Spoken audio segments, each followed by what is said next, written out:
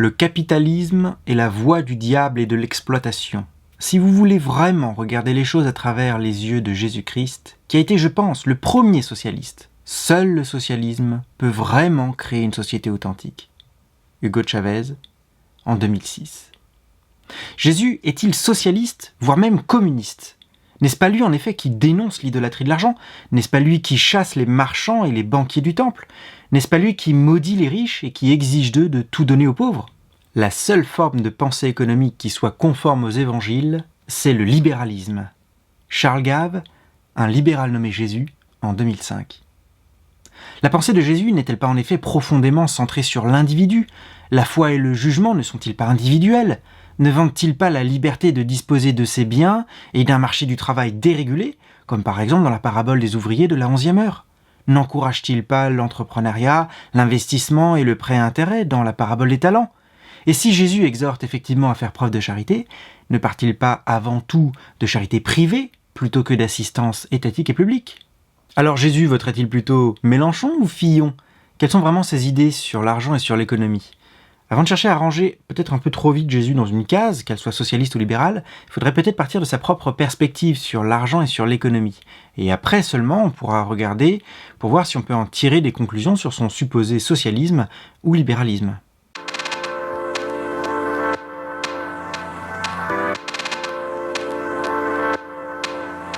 On peut commencer par un point de départ assez simple et assez évident. L'homme a des besoins matériels, il doit manger, boire, se vêtir, se loger. Les biens matériels sont donc nécessaires pour vivre, ils sont bons en soi.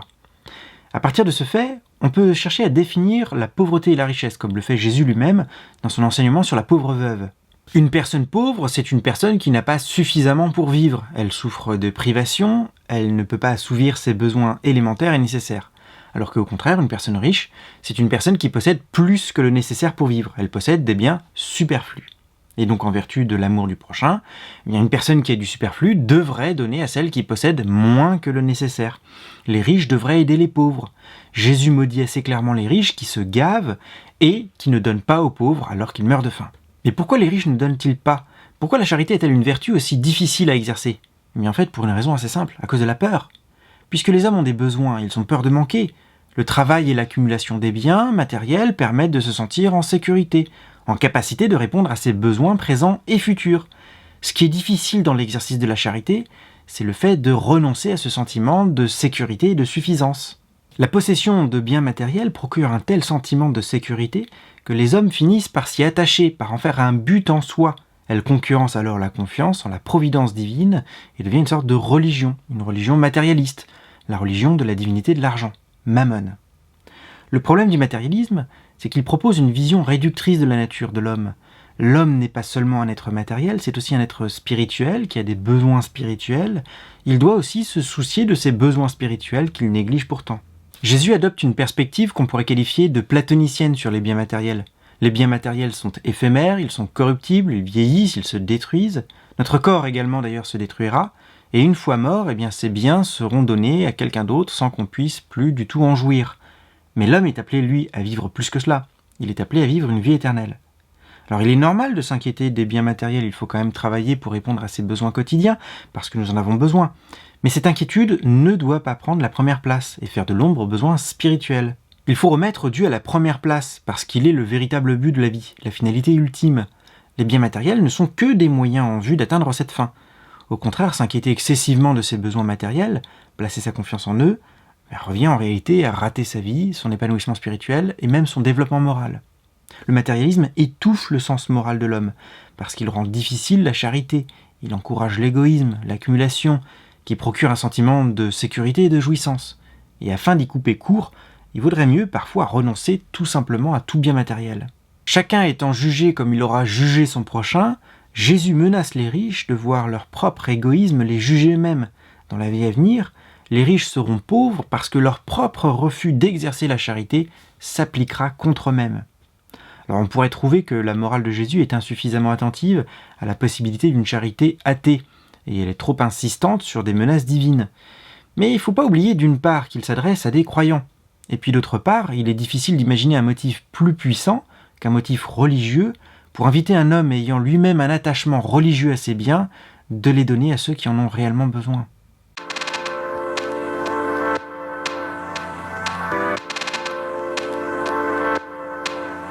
Alors Jésus était-il socialiste ou libéral? Le problème de Jésus ne se pose pas vraiment en ces termes. Son problème, c'est le fait que des riches puissent jouir de leurs biens superflus pendant que d'autres à côté meurent de faim. On peut être d'accord avec lui qu'on soit socialiste ou qu'on soit libéral. Mais il ne pense pas vraiment qu'on puisse régler ce problème de la pauvreté en faisant appel ou bien à l'État ou bien aux riches. L'État domine la société plus qu'il ne la sert, et les riches tendent trop souvent à être attachés à leurs biens. Jésus pense même que la pauvreté existera toujours.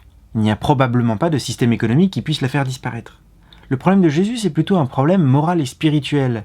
Il aspire à une conversion morale et spirituelle qui fasse prendre conscience de la nécessité d'aider son prochain et de faire preuve de charité. Alors bien sûr, il y a parfois les expressions de Jésus qui peuvent susciter l'enthousiasme pour les partisans de telle ou telle doctrine économique. Mais il est assez probable qu'en réalité on le surinterprète. Jésus condamne l'idolâtrie, l'égoïsme et exige des riches de tout donner aux pauvres. Mais comme assez souvent, Jésus est assez excessif dans ses discours et est beaucoup plus modéré dans les faits. Jésus condamne surtout l'attachement aux biens matériels. S'il reproche par exemple au jeune homme riche d'être incapable de tout donner, lui qui est attaché à ses biens, il se satisfait en revanche de l'attitude de Zachée qui ne donne que la moitié de sa fortune. Jésus compte de riches donateurs parmi ses disciples, qui ne le seraient plus évidemment s'ils avaient tout donné. Jésus est loin d'abolir la propriété. Il lui arrive même parfois de la valoriser dans la mesure où elle implique un plus grand soin envers ce dont on est le propriétaire. Et enfin, lorsqu'il chasse les marchands et les banquiers du temple, il cherche surtout à recentrer le temple sur sa fonction religieuse, comme lieu de prière, même s'il dénonce, il est vrai aussi au passage, les escroqueries qui pouvaient avoir lieu. D'un autre côté, Jésus décrit souvent dans ses paraboles une vie économique dérégulée. Mais une parabole cherche une morale générale, à partir d'une réalité connue des auditeurs, pour en éclairer une autre. C'est une erreur exégétique de croire que les détails décrits sont forcément approuvés comme tels. On peut même trouver des éléments invitant à une limitation en réalité du libre-échange, lorsque Jésus proclame par exemple une année de grâce, c'est-à-dire un jubilé. Le jubilé, c'était une année sabbatique durant laquelle chacun retrouvait ses terres, même s'il les avait vendues. La concentration des terres était ainsi limitée dans la durée, sans y faire intervenir une redistribution étatique.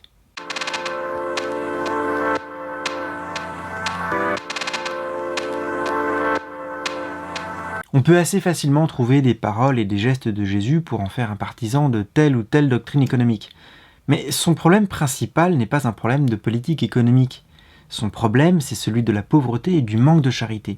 Jésus ne croit ni en l'État-providence, ni en la main invisible. Il espère davantage une conversion individuelle, un abandon du matérialisme et une attention portée sur les besoins des plus pauvres. Si vous avez aimé cette émission, n'hésitez pas à la liker et à vous abonner, et également à commenter. Vous avez fait ça, comment peut-on être aussi responsable? Je sais pas, je fais une série sur la philosophie de Jésus, il fallait bien qu'un jour j'aborde la question des biens matériels. Ah, vraiment? Qu'est-ce que vous imaginiez? Vous êtes viré! Vous voulez faire ça comment? Vous n'avez quand même pas l'intention de racheter YouTube? J'ai un monopole ici à défendre. Je possède la compagnie d'électricité, celle des eaux, plus un hôtel rue de la Paix. Ok, je vais m'arrêter là. Excellent! Non mais, vous croyez quoi là? On va quand même pas abandonner? Mais abonnez-vous camarades! Résistez aux riches et aux puissants, à l'oligarchie financière! Et sur ce, je vous dis, à très bientôt!